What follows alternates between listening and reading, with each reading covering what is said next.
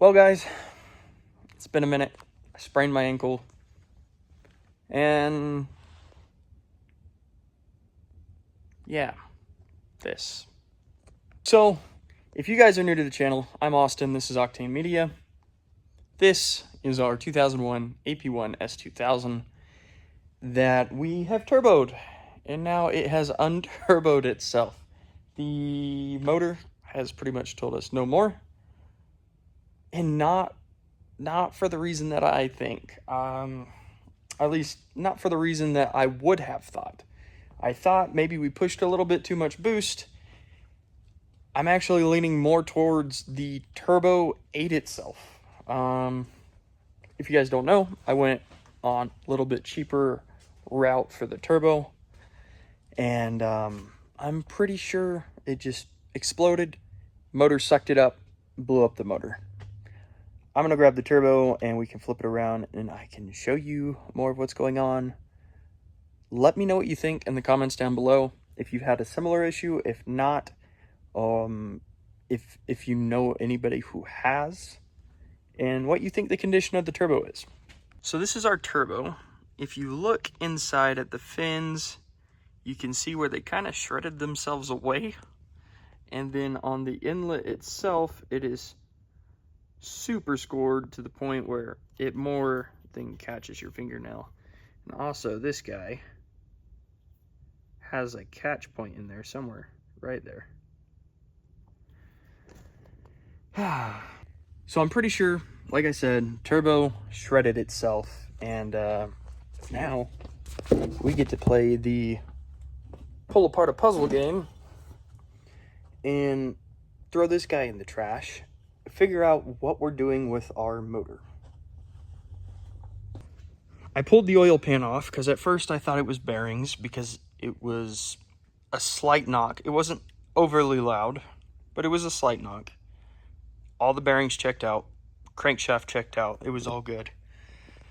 Which now leads me to believe if it sucked it up, and this is where my second theory comes into play. If our turbo did indeed go, then the motor would have sucked it up through the intake into our combustion chamber and destroyed our cylinder walls and probably our piston rings and all that. I need to pull the head off. I need to see if the head is good. If the head is good, then I'm leaning towards sending this block off and having it built and sleeved, something like Darton sleeves for the block. That's all around $3,500, or here's an or.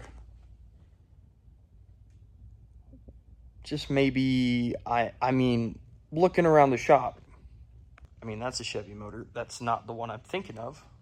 But if we come in here, or even just look over there, and looking in here, and also looking all the way over here in the corner, we could very well LS swap this car. I've never really wanted to LS swap anything, but at this point, I mean, it's given us all the reason to do so. And it would be a really rowdy platform that would have a terrible time hooking up. What do you guys think? Do we save the F-Series, get it built? I mean, that scenario relies on the head being good, since that head is brand freaking new. Do we send it off to get built if the head is good?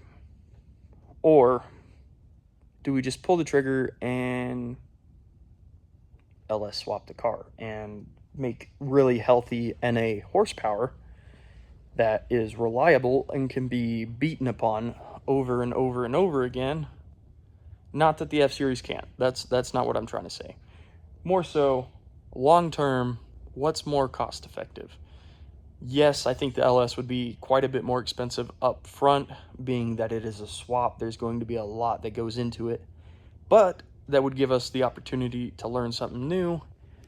All these LS swaps, I don't do them. My father-in-law does them, but it could be good. I mean, there's a learning opportunity here. Along with that, it's going to be expensive up front.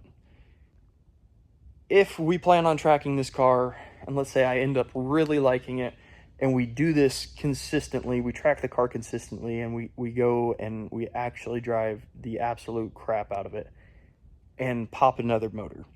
The advantage to the LS is that there's way more LSs I could just drop in and get driving again, rather than if the F-Series goes, then I have to source a $4,000 or $5,000 F-Series and A, rebuild one, or B, get a used one. There's no more F-Series. Honda has stopped production on them. They don't make the heads for them anymore. They don't make the blocks for them. So guys, that's my current dilemma with the S2K, which ironically happened like 3-4 days after I filmed the daily driving the S2K video. Let me know what you think. I want your input. I really do. I want to know what you guys want to see. Also, what you think longevity as far as keeping this car going and making it, one, badass, and two, just something that can be used, but if I have to, I can fix it. Not that I can't fix the F-Series. It's just kind of a pain in the butt. Now that I've finished my rant, also, I have hood struts coming. Those will be here eventually. It's like 4 to 6 weeks out. They are being made. I'll link those down in the description below. They're only going to be sold for a limited time by a company called Chasing Speed.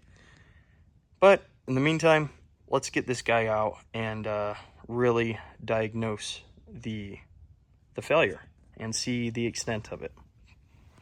It should be more like that.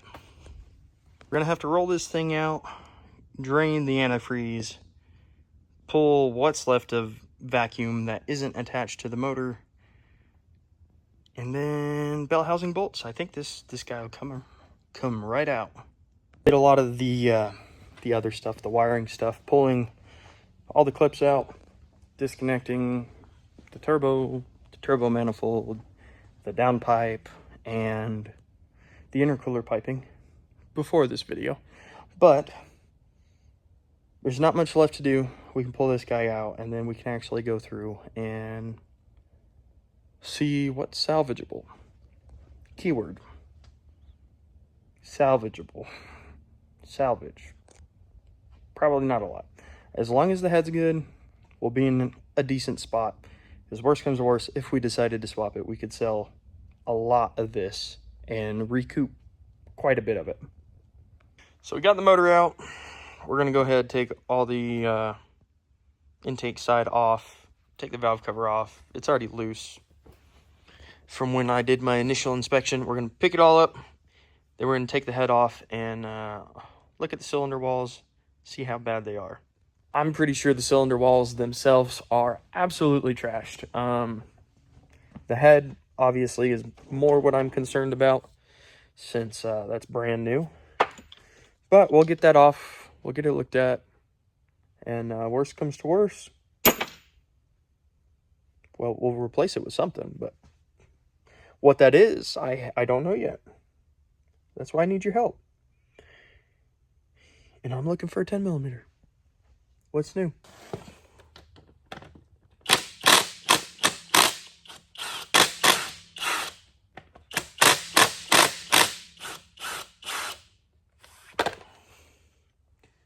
Well, that smells very burnt.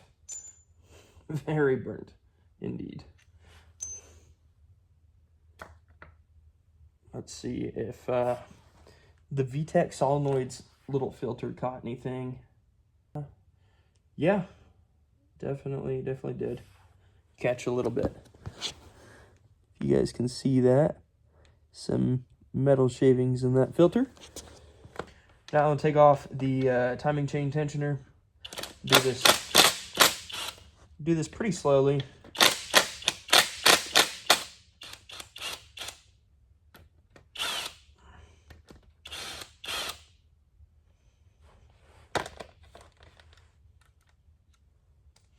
One, two.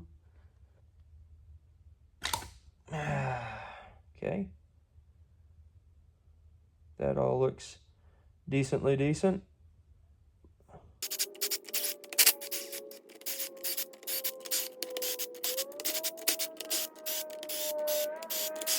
We're going to use our valve cover to hold all of our VTEC parts, our cams, and our lost motion everything. That way, it don't leak a bunch of oil everywhere, and it kind of stays together.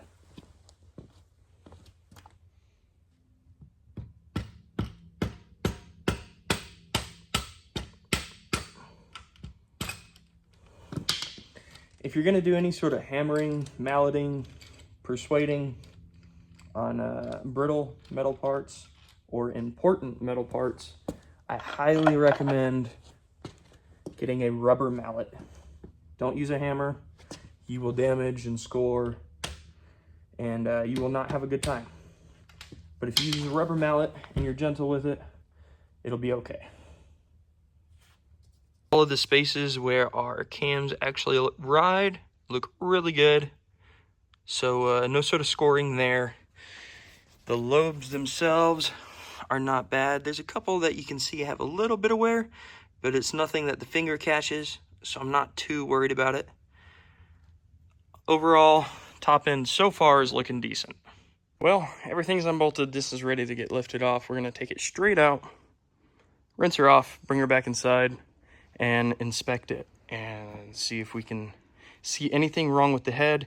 Then we'll go over the block and go from there, really. I mean, the block's pretty much toast. I know that. I'm not expecting this to be a good case scenario.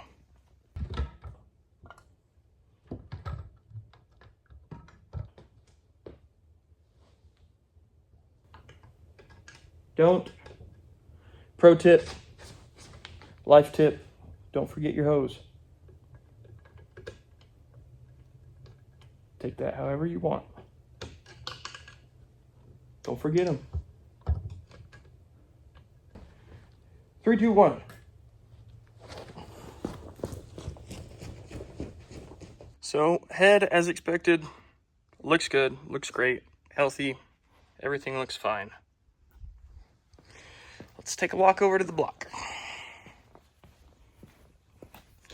On cylinder number 4, we've got some pretty aggressive marking, which definitely catches the fingernail. I can see just at the top of number 3 and number 2 that those are going to be similar. And then number 1 also not quite as colored, but definitely has some damage. There's a big one on this side. I can feel it. Yep. So, at the very least, we need this to be rebuilt. Well, what do you guys think? Do we full send it, do an LS, go through the hassle of doing that, but get to learn and have a nice NA power plant, which is something we don't have at the moment. All of our stuff is turbo, so it'd be fun, maybe, to switch it up and do something a little bit different.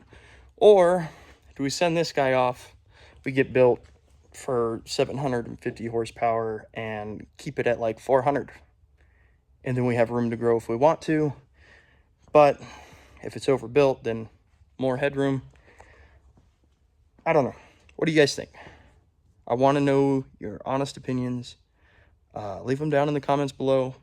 If you have any information, if you know of anybody who builds these blocks and does an amazing job, by all means, drop it down below. I will look at it. Sometimes it takes me a while to respond. I'm very busy. I'm a dad. I work 2 jobs. So this is important to me, but it is not top priority. Hope you guys understand. If you guys have liked the video, drop a like. Give me a thumbs up. Hit it as hard as you want to. Leave a comment. Subscribe. And I will catch you next time.